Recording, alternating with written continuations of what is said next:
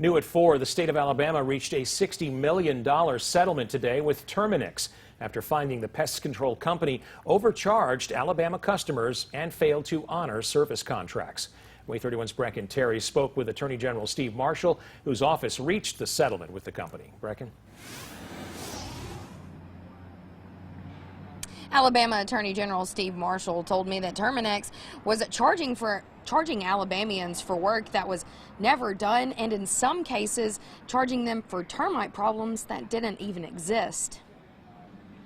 There were multiple practices that we identified. Number one is just not fulfilling the language of their contract, things that they said they were going to do that they just simply didn't comply with.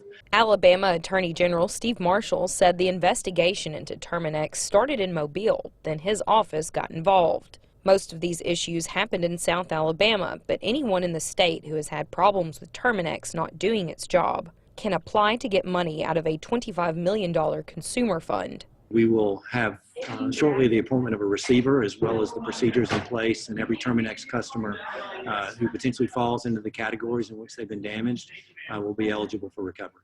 In the settlement, each Terminix customer in the state who had to leave Terminix and get another company to do their job could be entitled to an additional $650. Marshall said he hopes this sends a message to businesses that they can't defraud Alabamians and get away with it. And do what you're supposed to do, and that's what everybody wants from all businesses, and I think that's the expectation of all consumers. But if you violate the trust of the people of Alabama, and particularly the law, we're going to enforce it. Now, Marshall said it could take a while to appoint a receiver through the court system because the coronavirus has slowed down the court system, but they will be sending out updates and telling people on how they can apply to get damages. In Florence, Brecken Terry, WAAY 31 News.